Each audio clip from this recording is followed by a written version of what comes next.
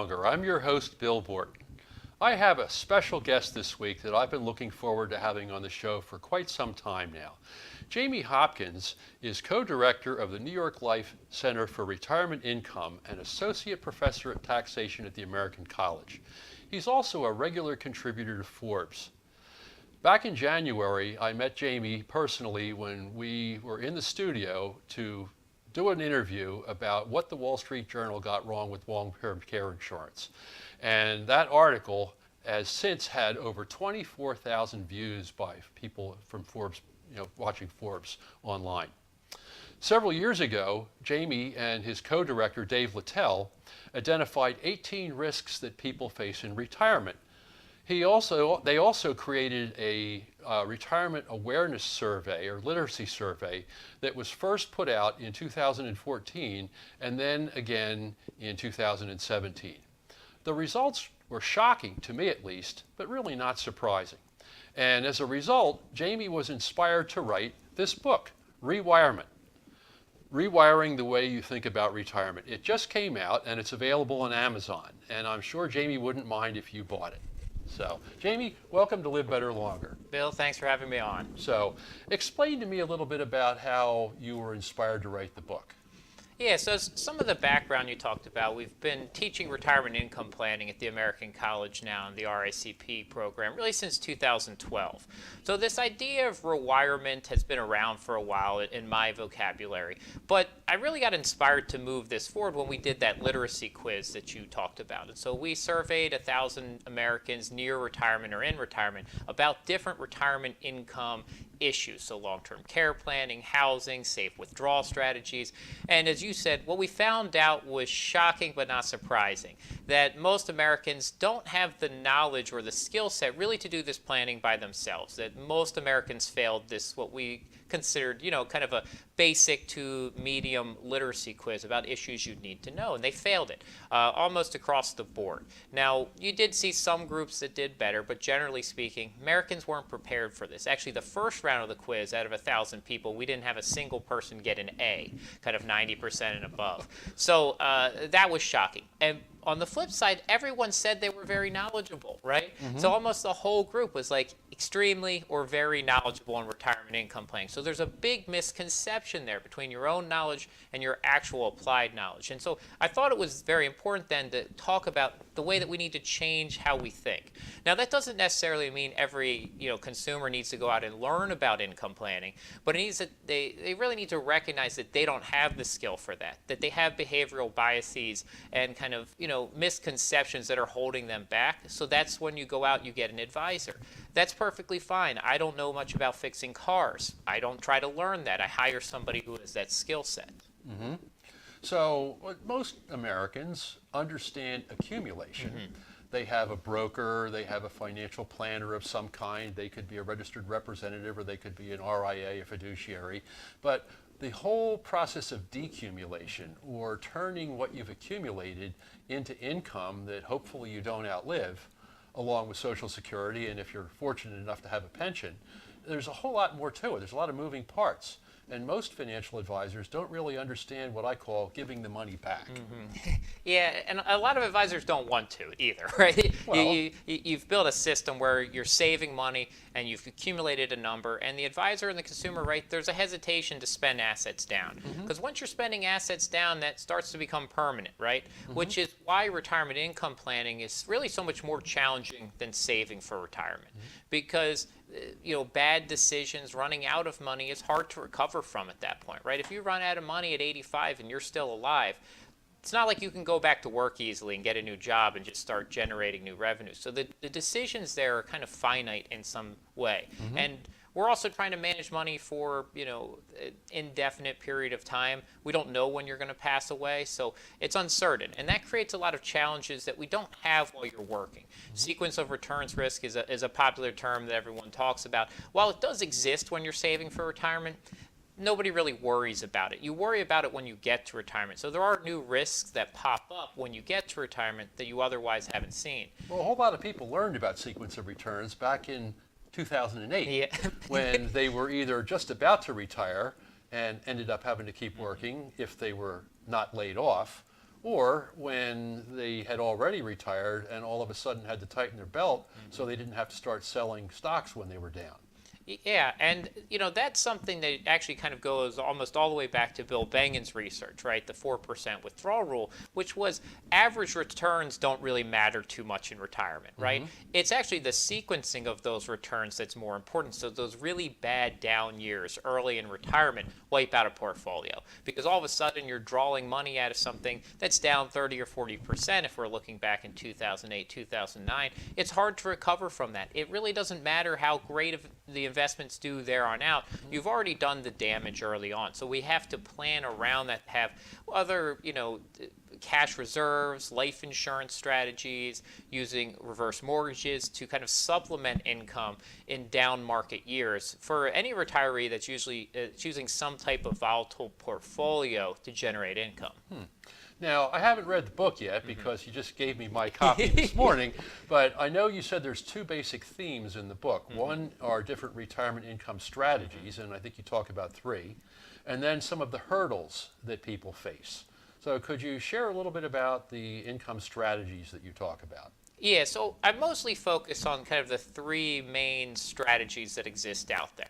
Now, this is, kind of in one sense more of a theoretical way that we're going to discuss them, and then as you implement them you'll see that they kind of mix into each other. Okay. So before you get into the details, just share real quickly what the three are. Right. And then after the break we can talk more about them in detail. Yeah, so the most popular one is some type of systematic withdrawal strategy, pulling money out of investment portfolio. Another one is called a bucketing strategy. So we're going to separate assets for different time periods. And the third one is more of a flooring strategy. So building a level of guaranteed income that will sustain throughout retirement. And so those are really the three main strategies that people use. Good. Well, I'm going to look forward to hearing more about that when we come back after a word from our sponsor. I'm Bill Borton. More Live Better Longer, back in a moment. Everybody wants senior. Welcome back to Live Better Longer. I'm your host, Bill Borton, here with Jamie Hopkins from the American College. So Jamie, before the break we were talking about the three different income strategies that you profile in Rewirement, your new book. So tell us about the withdrawal strategy, because this is the one that most people think about. Yeah, so the withdrawal strategy is really where most people are moving to today. So what happened to Americans? We moved away from a pension system to more of a 401k savings system.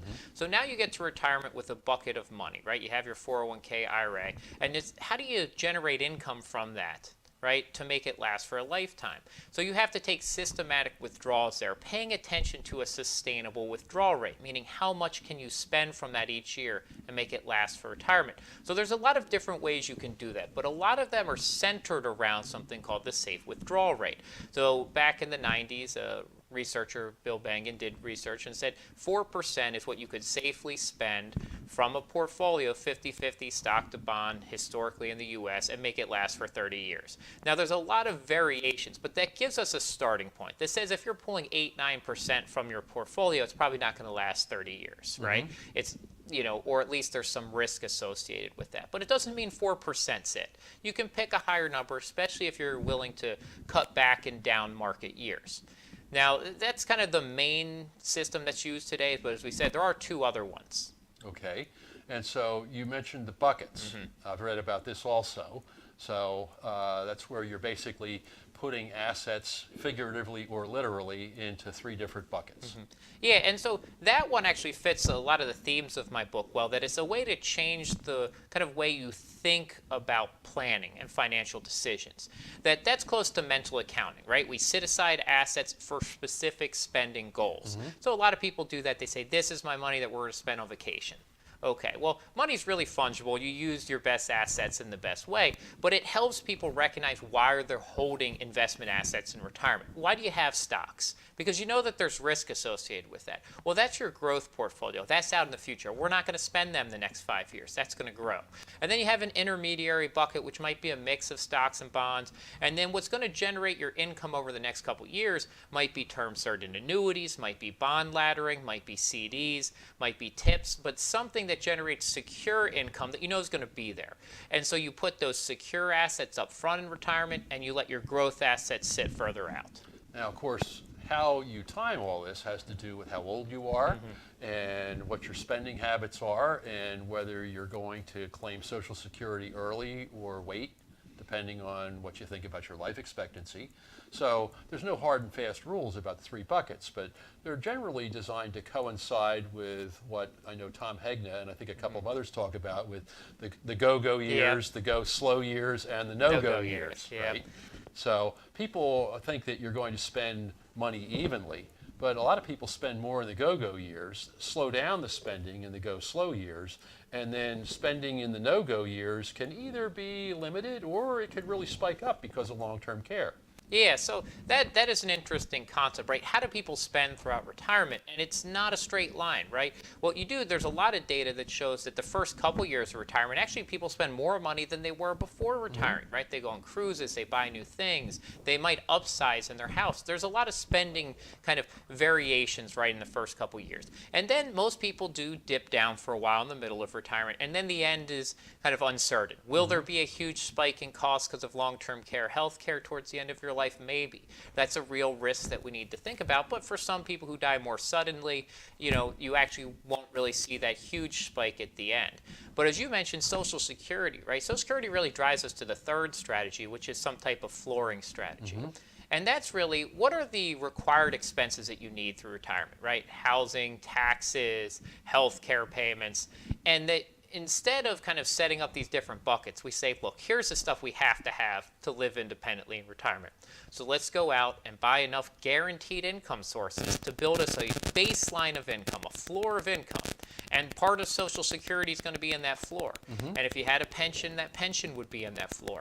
And then do you buy CDs, bonds, annuities to fill that in to make sure that you're never going to fall below your minimum needs in retirement. And so this is why annuities, which is other than a pension or Social Security, is the only form of guaranteed lifetime income that you can buy, are becoming more popular. In fact, in investment news, there was just an article where Wade Pfau from the college and Michael Kitces both spoke positively about annuities and how dialing some guaranteed income into a portfolio can really provide that floor, which allows you to be able to A, sleep better, and B, to be able to invest a little more aggressively for the long haul. Yeah, so because annuities do provide that guaranteed income, it does allow you to be a little bit more aggressive with your other assets, right? Because you have a safety net kind of built in. And if you are a little bit more aggressive on the other half, that actually, increases your likelihood your portfolio grows over the long run. So that's a positive thing for most individuals. Now, if you're a very risk-averse person, which comes back to the individual planning side of this, you might not feel comfortable putting more, in stocks. And that's okay too. But then you need to really do the planning and say, do I have enough money? Is my plan going to work for me? But taking into consideration risk tolerance is really important. And you'll see those more risk-averse people, right, move to a flooring strategy because it does have some guarantees built in. So I was just about to ask if there's a best strategy out of the three, but something tells me that the three exist because there is no best strategy. Yeah, the way I look at those three is they're the best for certain individuals. A very risk-tolerant person who's okay with market investments, they're going to gravitate more towards that systematic withdrawal portfolio because they're going to realize that, being invested in the market in the long run, it's likely that my assets will grow. Now, a person who's risk-averse and doesn't like that says, you know what? I don't think I'm going to floor. I think I'm going to build in guaranteed income, right? I don't want to worry how the market's doing in 12 years and how that impacts my retirement. And then the middle group is probably really useful in that bucketing strategy for people who struggle understanding why you're doing things the way you are for retirement planning.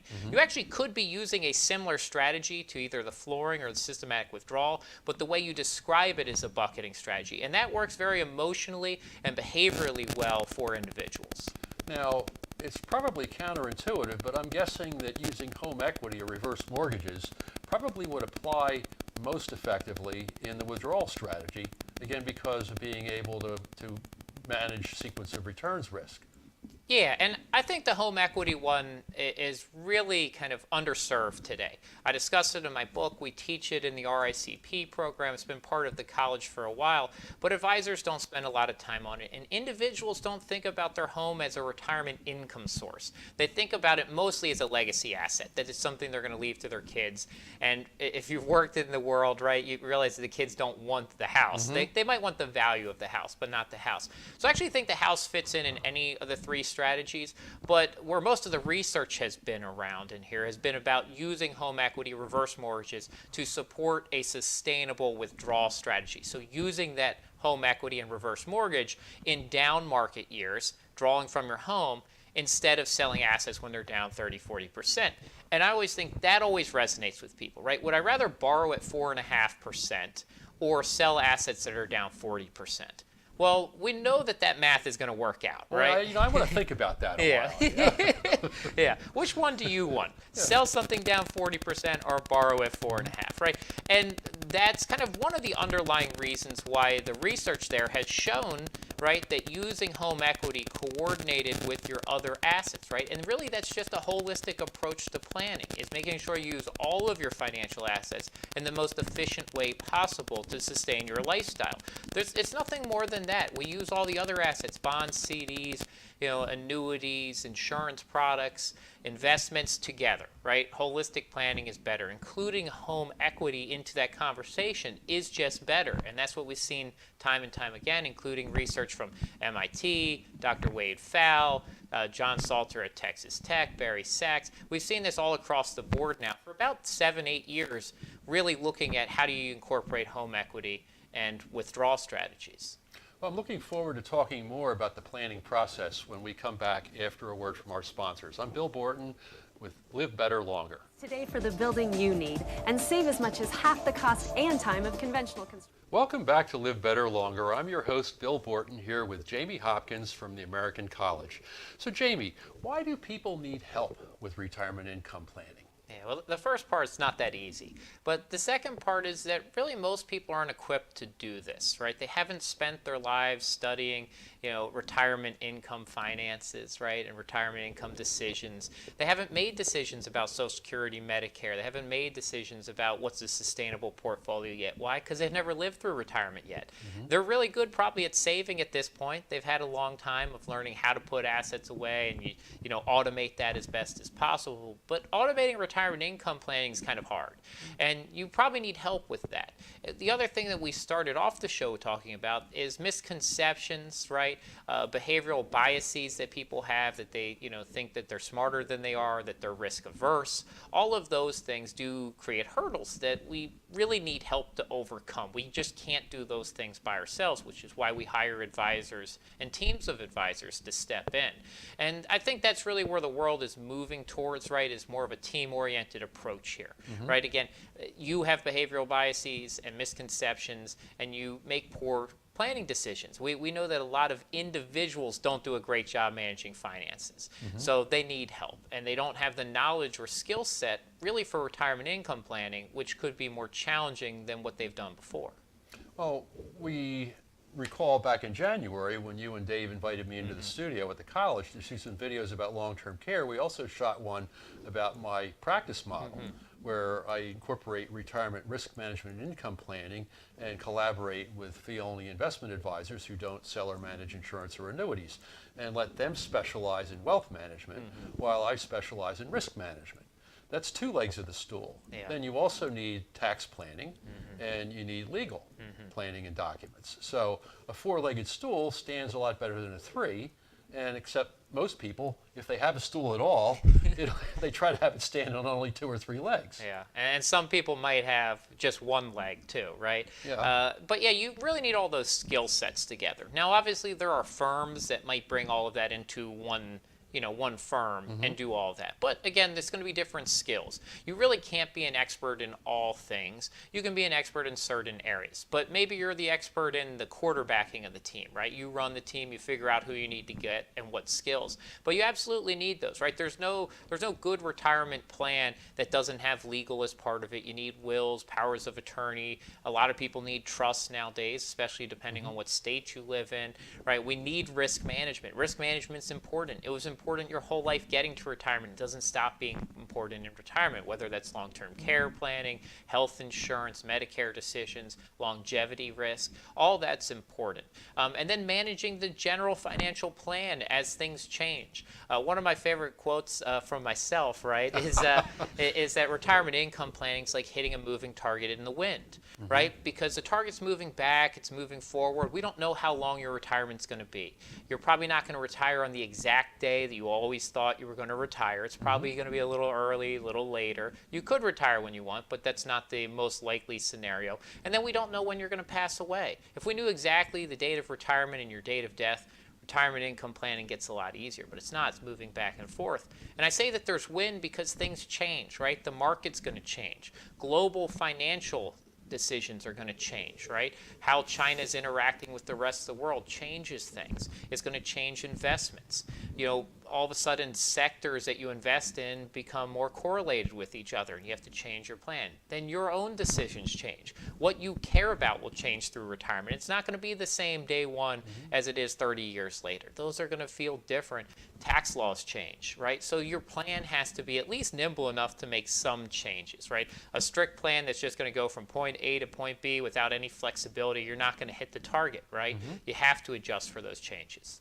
So I think the one takeaway that I'm hoping that all of our viewers will understand from our conversation is that in order to really be able to successfully get to the end of a long life and be able to live the way that you hoped that you would all those years when you were growing your assets, you need to be able to understand what your biases are and where they come from. You need to understand what blind spots you may have, and you also need to know who it is you should be working with. So I guess my last question is, how would you select a financial advisor? What words of advice would you give someone? Yeah, I mean, there's a lot of ways to go there. I always tell people one of the first things I do is look for education. I wouldn't hire an attorney that didn't go to law school. I wouldn't hire a doctor that didn't go to med school. So I wouldn't really hire a financial planner that has no education in financial planning. Now, they can come from a lot of different avenues, but I would want some educational background. So CFP, CHFC, CLU, RICP, CFA, some credentials that say, I'm committed to the industry, I'm committed to learning, lifelong learning. That's important to me. I also want to know about how they're compensated. Now, there's a lot of different compensation models, and a lot of them work, for different purposes, but they can all be useful, but you need to feel comfortable with it. And then lastly, you need to make sure, what is their philosophy on planning? Does that align with your philosophy, right? So you want to ask them about that. How do you see generating income for us in retirement? How do you see working with us throughout our lives? Those are important questions to ask. And I think, eventually, most people make decisions on getting a recommendation from one of their friends or family members on who they used, and that's important. You always have to be able to trust the person. They're handling your finances. So whatever measurements you need to use to determine trust is important. If you don't feel comfortable with your advisor, it's okay to switch. I often get that question that says, I don't feel comfortable with them, I don't know what they're doing. It's okay to switch. It doesn't mean they're doing a bad job. It just means that what they're doing isn't aligning with what you want. So then make a change. That's okay. Well, the advisor that got you there isn't necessarily the one that's going to be able to help you, again, figure out how to spend the money once you've saved the money. Yeah, absolutely. So not every advisor specializes in income planning. Some specialize in wealth management accumulation side, but don't use risk management products, annuities, don't have systematic withdrawal portfolios set up. So you might need to make a change as your needs change. And I guess you always want to watch out for the people that use the words like always and never. Because we don't live in a black and white world. Right. There wouldn't be all these different kinds of products and strategies if they weren't all valid. At any rate, Jamie, thank you for being on the show. Jamie's book, Rewirement, I would recommend that anybody who's even considering retirement anytime soon in their lives get a copy of this book and read it. Jamie, thanks so much for being on Live Better Longer. I'm your host, Bill Borton. I'll see you again next